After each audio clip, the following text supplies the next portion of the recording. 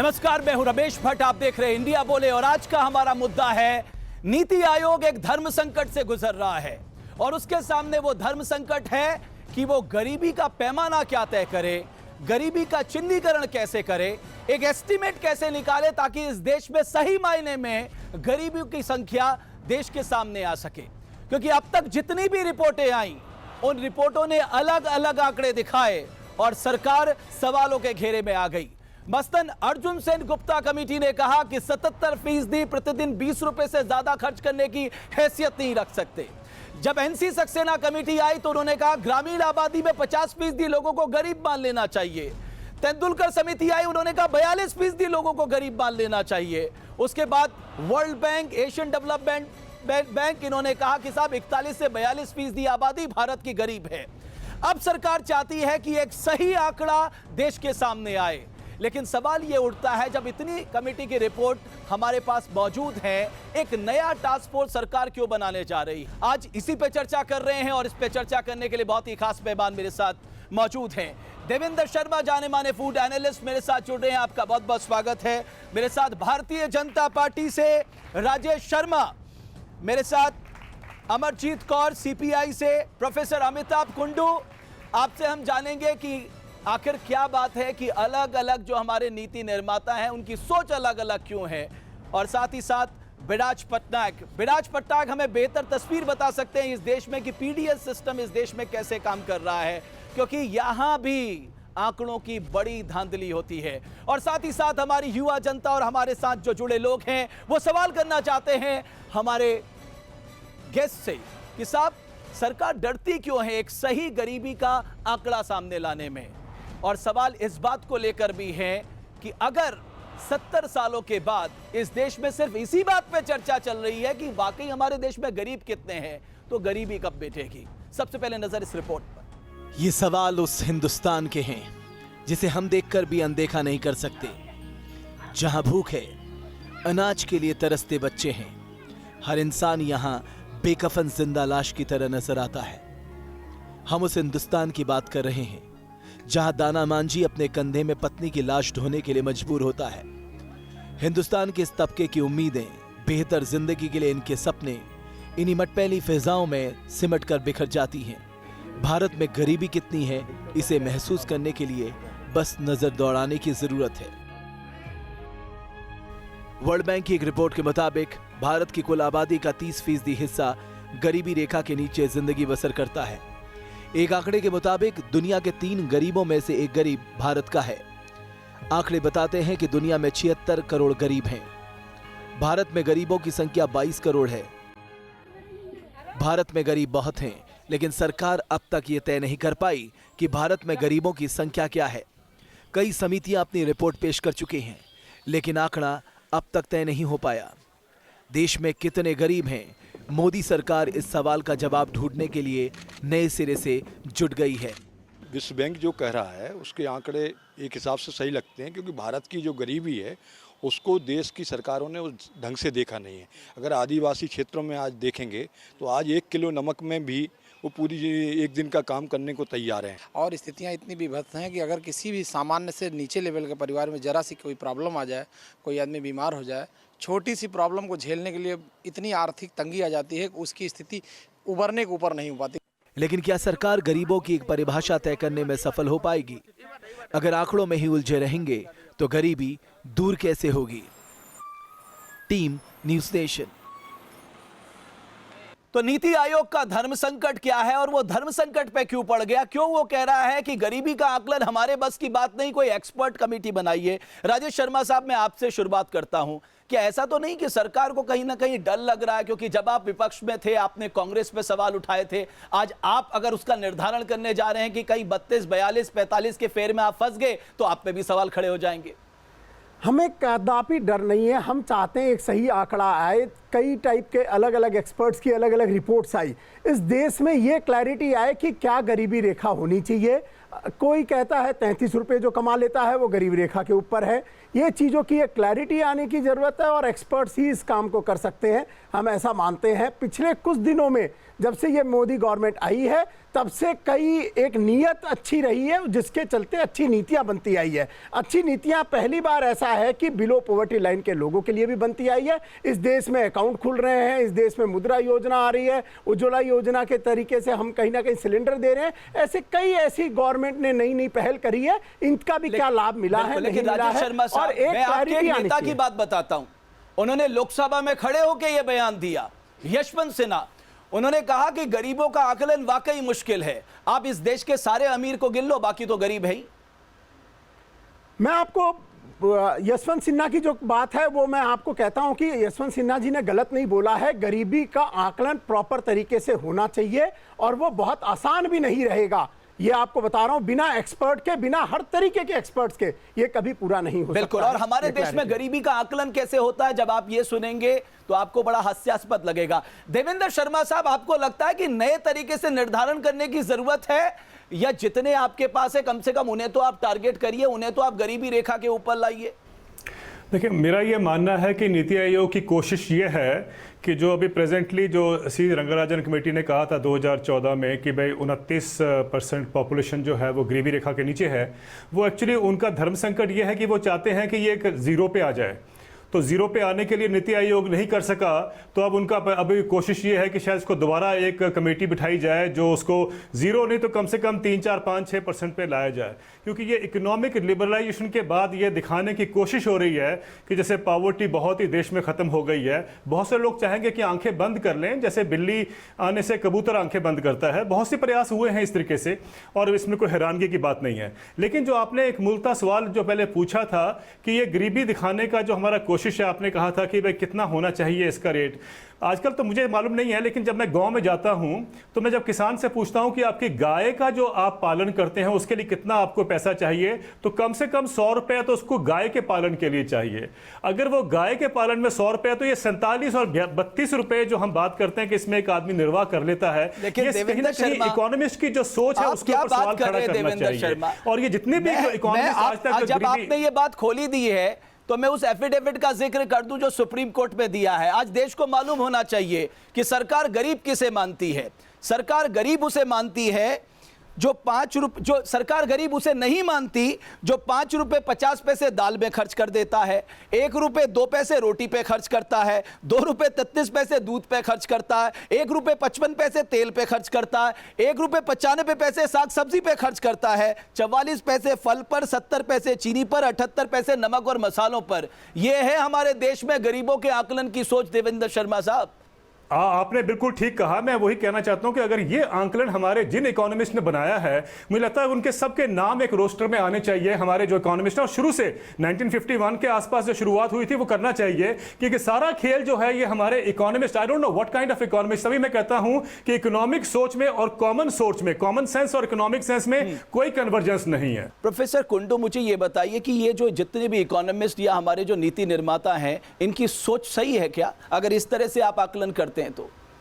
रमेश जी, सबसे पहली बात तो यह है कि एक सरकार जो समावेशी विकास के वादे पर आई है, जो सोशल सिक्योरिटी की बात करती है, रोज़गार की बात करती है, अगर 2.5-3 साल के अंदर एक गरीबी रेखा का निर्धारण नहीं कर पाई और एक आंकड़े नहीं दे पाए, तो निश्चित रूप से ये चिंता की बात है। लेकिन मैं आपको ये बताना चाहूँगा कि आपने अलग अलग आंकड़ों की बात की, अलग अलग गरीबी रेखा की बात, लेकिन वो इंपॉर्टेंट नहीं है। इंपॉर्टेंट यह है कि योजना आयोग उस समय क्या समझती थी, क्या उचित समझती थी। उन्होंने ये कहा कि 42% जो आबादी है गांव की वो गरीबी रेखा के नीचे है। उस पर बहस शुरू हो गया कि साहब ये आंकड़े बड़े कम हैं। हम ये समझते हैं कि हमारे देश में जो भी अर्थशास्त्री या जो कमेटी ये कहती है 72% लोग गरीबी रेखा के नीचे हैं या 92% लोग गरीबी रेखा के नीचे हैं, वो बड़ा प्रोग्रेसिव है, वो बहुत प्रोपुअर है। मैं बताना चाहता हूं कि अगर आप मिडिल क्लास को भी लेके आते हैं गरीबी रेखा के नीचे अपनी परिभाषा से, तो मिडिल क्लास का जो कनेक्शन है ब्यूरोक्रेसी के साथ में, वो सारे बेनिफिट्स वो ले जाएगा।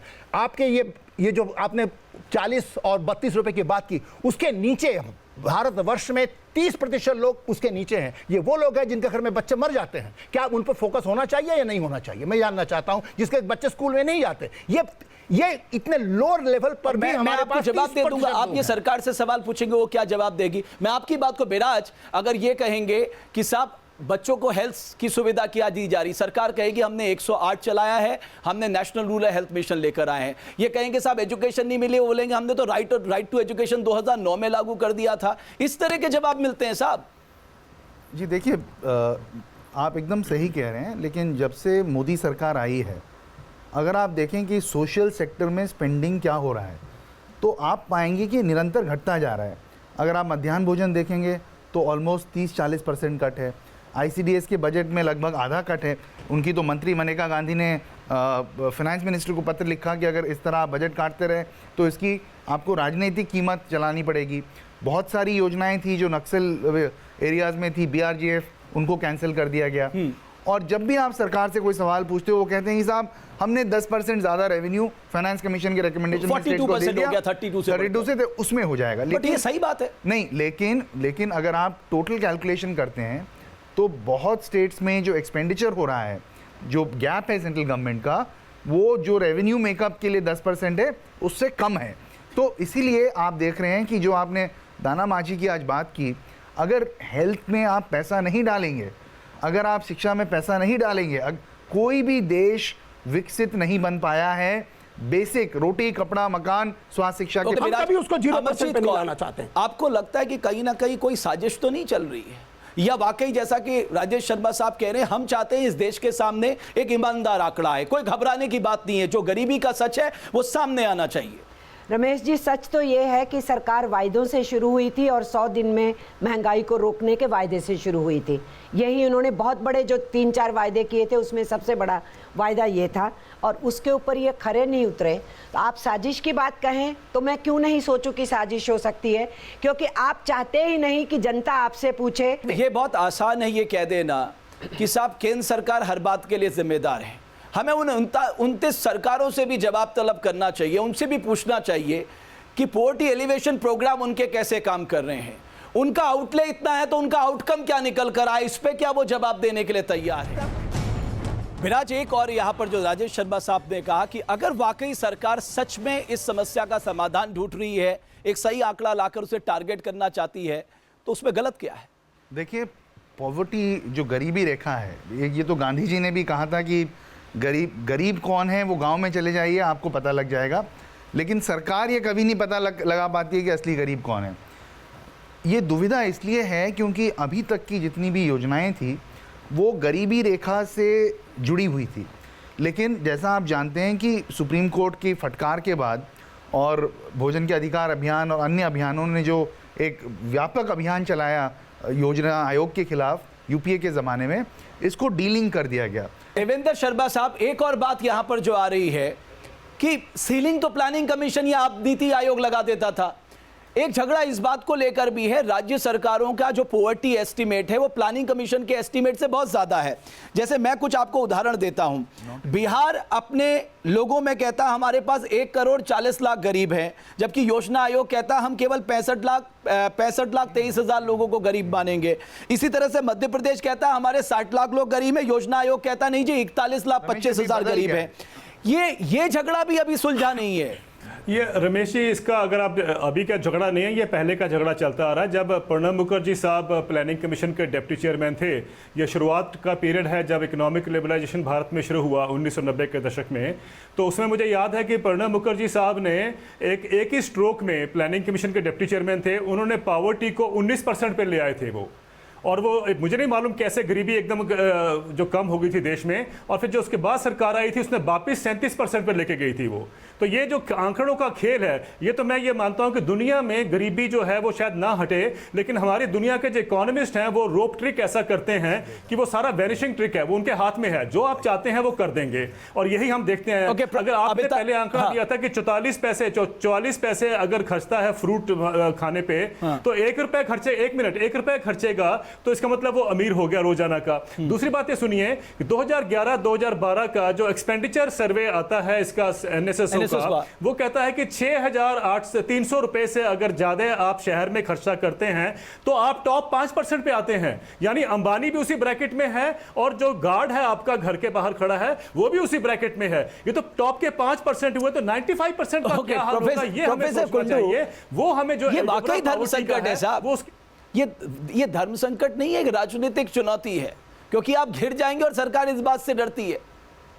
रमेश जी, आपने जो मुख्य मुद्दा उठाया है आज की डिस्कशन के लिए कि नीति आयोग ने यह कह दिया कि हम गरीबी रेखा का निर्धारण नहीं कर पा रहे हैं, यह निश्चित रूप से मैं समझता हूं 2.5 साल के बाद में, इस सरकार के आने के बाद में ऐसा स्टेटमेंट यह दुर्भाग्यपूर्ण है।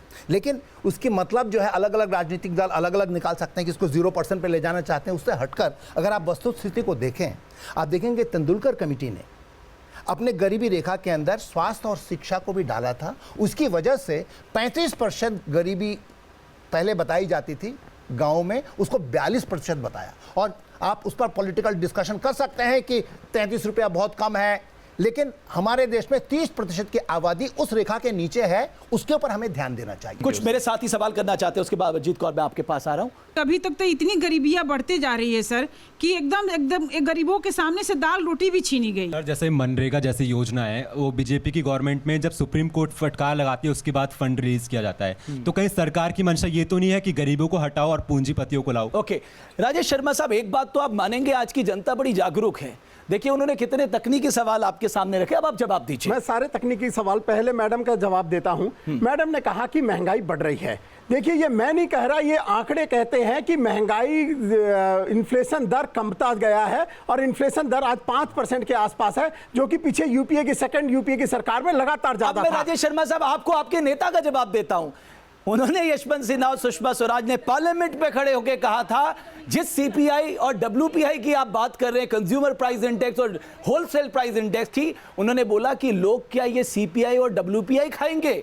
उनको सस्ती दाल चाहिए, सस्ता चावल चाहिए, सस्ती रोटी चाहिए। आज मैं आपसे पूछ रहा हूं, आप जवाब दीजिए। दाल को छोड़ 3 साल में आप क्यों बदल गए? पिछली 20 चीजें कम हुई है, उन 20 चीजों की बात नहीं करके एक अगर दाल के ऊपर में चीजें आते हैं, वो गरीबों के लिए प्रोटीन का एक सबसे बड़ा सोर्स है। वो गरीबों के लिए प्रोटीन का एक सबसे बड़ा सोर्स है। और उसके बाद में इस देश में गरीब कौन है? सरकार का मानदंड क्या होना चाहिए? क्या एक व्यवहारिक नजरिया नहीं अपनाया जाना चाहिए? लेकिन इन सब के बीच में देश की जनता जनार्दन इस महत्वपूर्ण विषय के बारे में क्या सोचती है? हमारा किसान समुदाय इस मुद्दे के बारे में क्या सोचता है? उसकी आर्थिक स्थिति आज कहां पर है? वो किस तरह की परेशानियों से जूझ रहा है? सबसे पहले इस रिपोर्ट पर नजर डालते हैं। जो हिंदुस्तान का भविष्य है वो भूख से बिलख रहा है। जिसे मजबूत हिंदुस्तान के सपने को सच करना है वो कुपोषित और कमजोर है। हिंदुस्तान में पर्याप्त अनाज का भंडार है, फिर भी देश की बड़ी आबादी भूखी है।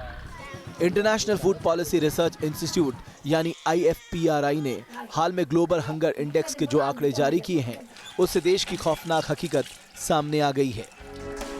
देश में लगभग 15% आबादी कुपोषित है। 5 वर्ष से कम आयु के वेस्टेड बच्चे करीब 15% हैं। देश की शिशु मृत्यु दर 4.8% है। देश में कुपोषण की बड़ी वजह संतुलित आहार की कमी को माना गया है। बुंदेलखंड हमेशा यहाँ राजनीतिक दलों के लिए मुद्दा रहा, लेकिन वहाँ की बदहाली, बेकारी, जो आज भी वहाँ पे ऐसी स्थिति है कि माएँ अपने बच्चों को राख घोल घोल के पिला रही। सरकार को विचार करना चाहिए एक बार फिर से, और जो ये रिपोर्ट आई है तो इसमें कहीं ना कुछ कमी रह गई है, तभी ये ऐसा निकल के सामने आ रहा है। भूखमरी के खिलाफ जंग में हम पाकिस्तान को छोड़कर सभी पड़ोसी देशों से पीछे हैं। रिपोर्ट के मुताबिक 118 देशों की सूची में भारत 97वें पायदान पर है। नेपाल का रैंक 72वां है। म्यांमार 75वें स्थान पर है। श्रीलंका भी भारत से बेहतर 84वें स्थान पर है, जबकि बांग्लादेश की 90वीं रैंक है। पाकिस्तान की स्थिति भारत से खराब है और वो 107वें स्थान पर है।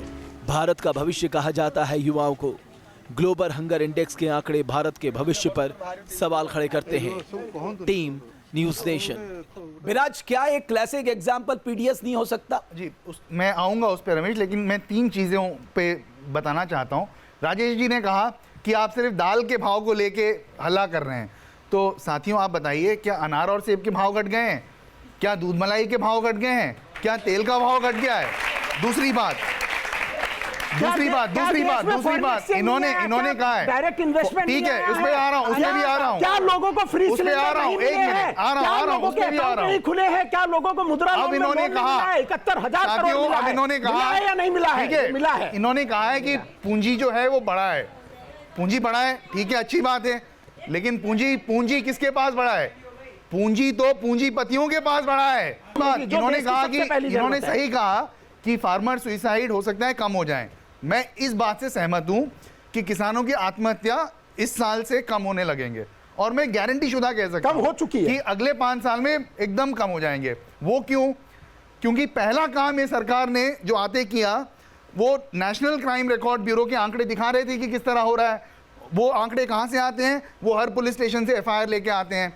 अब देश में साथियों सारे पुलिस स्टेशनों को आदेश दे दिया गया है कि आप जो है जब कोई आत्महत्या करता है तो आप ऑक्यूपेशन जो है उसमें अदर लिखिए, फार्मर मत लिखिए।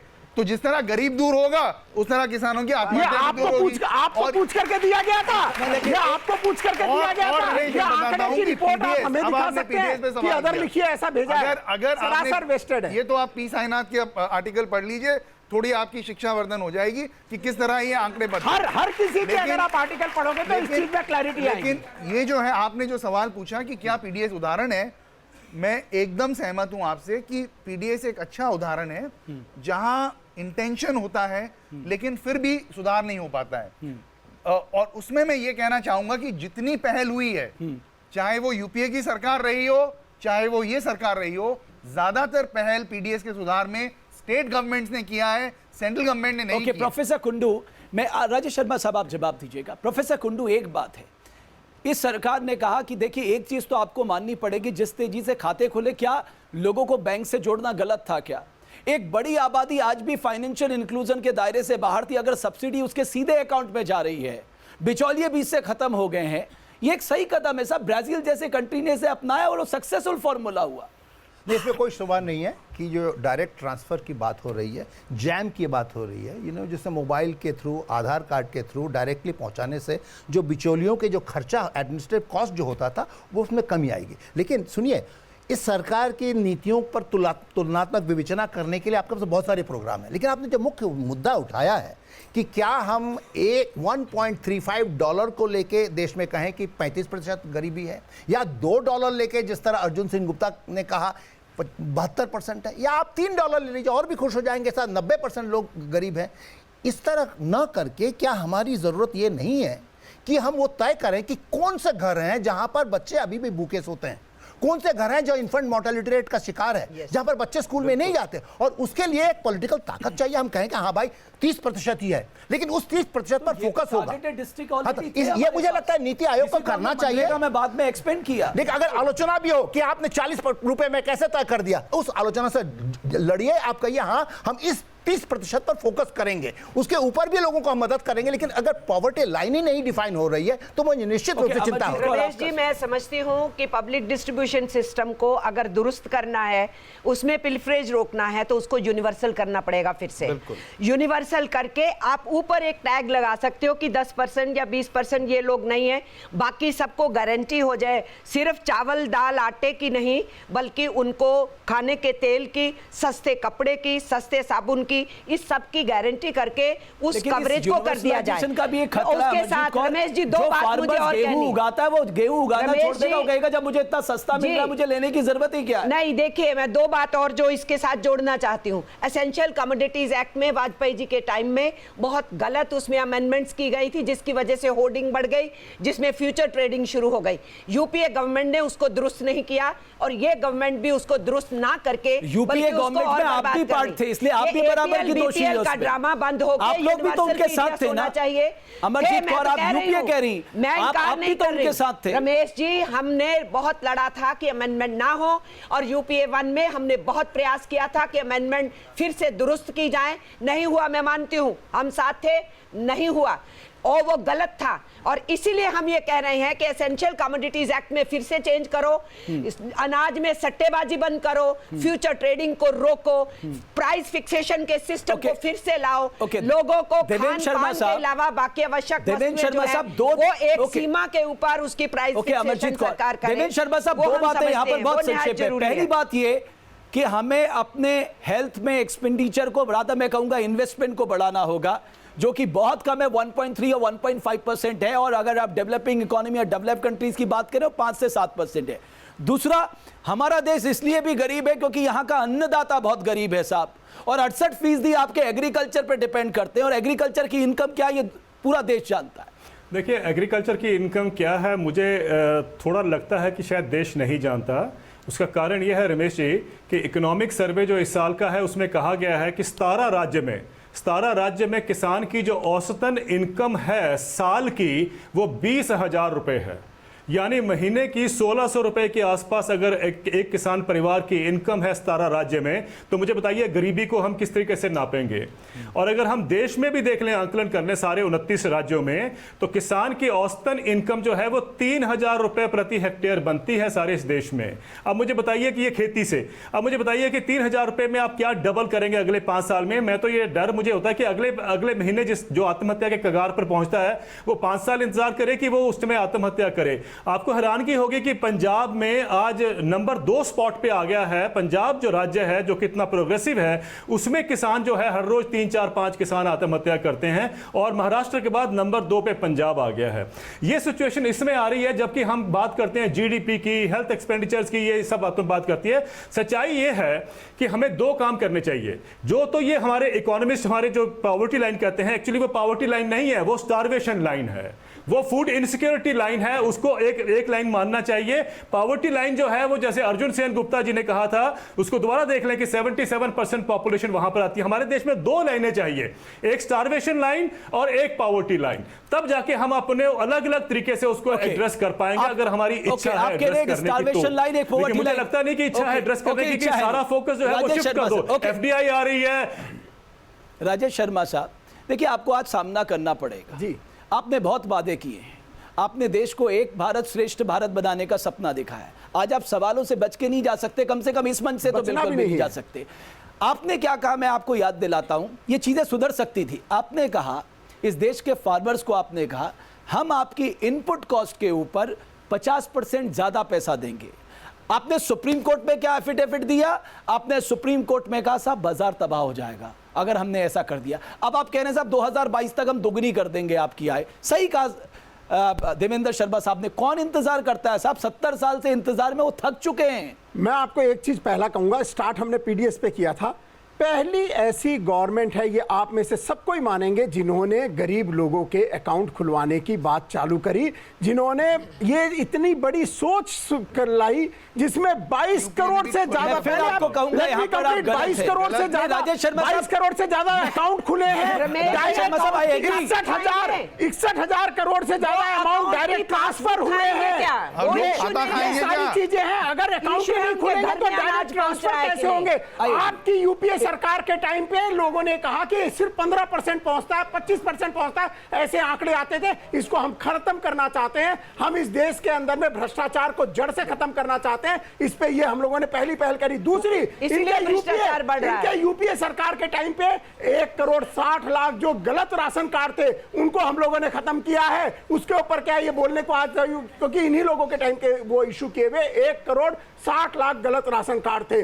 आज हम आधार से लिंक कर रहे हैं, आज हम अकाउंट से लिंक कर रहे हैं। आज ये देश का प्रधानमंत्री कहने पे 1,20,00,000 लोग अपनी सब्सिडी छोड़ते हैं और गरीब लोगों के घर में फ्री सिलेंडर जाता है। ऐसी सोच कोई और सोच ही नहीं सकता था। ये भी एक झूठ है। जो 23,000 करोड़ रुपया ये बचने का कह रहे हैं एलपीजी से, कोई और नहीं सिर्फ सोच 2,000 करोड़ उसकी विड्रॉल से हुआ है। 61,000 करोड़ इंटरनेशनल मार्केट रिड्यूस है उसकी वजह से सेव हुआ है। चीखने चिल्लाने से ना तो अच्छे दिन आएंगे ना हमारा प्रोग्राम सफल हो पाएगा। हकीकत यह है कि कोई भी सरकार पूरी नकारात्मक नहीं होती है।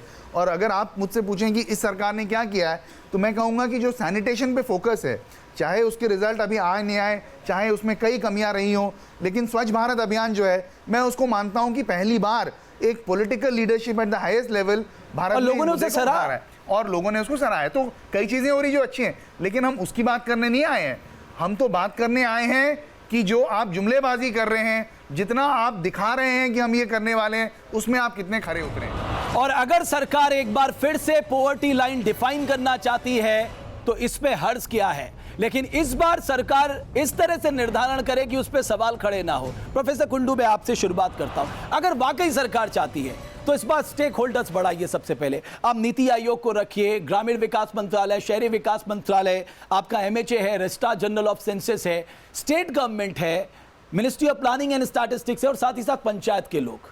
आप सबको रखिए, सारे स्टेक होल्डर को रखिए, तब जाके एक फैसले पे पहुंचिए। प्रोफेसर कुल्लू, मैं समझता हूं कि ये बहुत ज़रूरी है कि हम लोग सब मिलके तय करें कि जो मिनिमम लेवल क्या है, क्या होना चाहिए। इसका मतलब ये नहीं है कि बाकी लोगों को हम छोड़ रहे हैं। अगर आपने पॉवर्टी लाइन के तहत 72% लोगों को ला लिया, मैं आपको बताना चाहता हूं, आपको एक्सक्लूजन और इंक्लूजन दोनों करना बिल्कुल यही बात कहा है एनसी सक्सेना कमेटी ने और हाशिम कमेटी ने। एक रूरल पॉवर्टी के लिए है, दूसरा अर्बन पॉवर्टी के लिए है। जहां तक इसका सवाल, अर्जुन सेन गुप्ता कमेटी का सवाल है, उन्होंने बार बार कहा कि हमारा मैंडेट नहीं था पॉवर्टी लाइन तय करने का, हम असंगठित क्षेत्र पे काम कर रहे थे।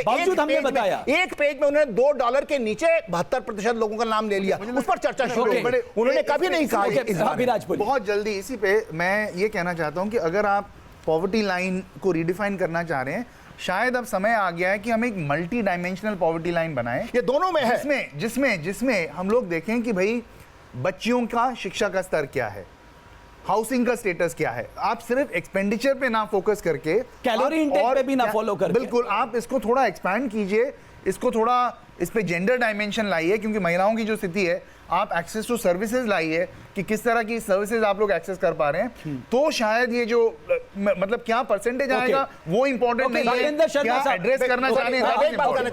देखिए, बहुत सी बातें, जैसे आपने पहले कहा कि पॉलिसीज जो हैं रिस्पॉन्सिबल हैं, पॉलिसीज इंप्लीमेंट नहीं होती हैं। इंप्लीमेंटेशन तो एक बात है, लेकिन मैं आपसे एक बात करना चाहता हूं रमेश जी, कि अगर एक गरीब औरत गांव में रहती है जो जिसका कोई नहीं है, वो एक बकरी खरीदना चाहती है अपनी अपना लाइवलीहुड बनाने के लिए, तो बकरी खरीदने के लिए 5-6 हज़ार रुपये चाहिए, उसको माइक्रो फाइनेंस के पास जाना पड़ता है। Micro finance institute 24% rate of interest पे उसको लोन देता है। लेकिन टाटा ने फैक्ट्री सेट करनी हो नानो की, तो उसको 0.1% रेट ऑफ पे मिलता है। इकोनॉमिस्टों को बिल्कुल नहीं घुसने देना चाहिए। उनको रमेश जी, मैं अभी फिर से दोहराना चाहूंगी कि अगर सही मायने में आप चाहते हैं कि जिनको बीपीएल कार्ड मिला नहीं और वो बीपीएल थे और उनको मिल गया, जो बीपीएल एपीएल कुछ नहीं लेकिन उससे भी ऊपर थे, उनको बीपीएल, अगर इस धांधलेबाजी को रोकना है, मैं फिर कहूंगी कि यूनिवर्सल पीडीएस सिस्टम होना चाहिए। तभी राजेश शर्मा साहब, आप जवाब दीजिएगा। मेरे 2-3 साथी और सवाल करना चाहते हैं, मैं उनसे फटाफट सवाल ले लूं। सर, बीजेपी से जो सर है, मैं उनसे पूछना चाहूँगा, आपने कहा कि हमने सब्सिडी दी है, बैंक अकाउंट खोले हैं, क्या वो जो गैस सिलेंडर है वो हमारा पेट भर सकते हैं, जहाँ बैंक अकाउंट हमारा पेट भर सकते हैं? जी, गैस सिलेंडर से आपको रोटी बन करके मिलेगी और गैस सिलेंडर लोगों को, गरीबों को फ्री दिया जा रहा है। एक आखिरी सवाल, जो आपके लोग हैं, इसके जगह गांव के लोगों के साथ भी हम भाई गैस सिलेंडर खाने के लिए भी नई योजना आ रही है, इंतजार कीजिए। ओके भाई, जल्दी पूछिए। मेरे पास एक ये जो मतलब सवाल नहीं, हैरानी है कि हमारे पास 4 संस्थाएं हैं। हमारे पास नीति आयोग है, राष्ट्रीय विकास परिषद है, वित्त आयोग है, अंतर्राज्यीय परिषद है। इन सब में एक सबसे बड़ी कॉमन चीज़ है कि वो गरीब को और वो किसान को एक आंकड़ा मान के चलती है। कम से कम पहले आप उनको इंसान तो मानिए, उसके बाद फिर बात होगी। बहुत सुंदर। समय समाप्त हो गया है। मैं दोबारा इस मुद्दे पे चर्चा करूंगा। ये राष्ट्रीय हित से जुड़ा मुद्दा है, ये आम आदमी से जुड़ा मुद्दा है कि जब तक आप आखिरी व्यक्ति तक अपनी पहुंच नहीं बनाएंगे, राजेश शर्मा साहब, यकीन मानिए, ना एक भारत श्रेष्ठ भारत बनेगा, ना सबका साथ होगा, ना सबका विकास होगा। बहुत बहुत शुक्रिया आप सभी का इस खास पेशकश को देखने के लिए।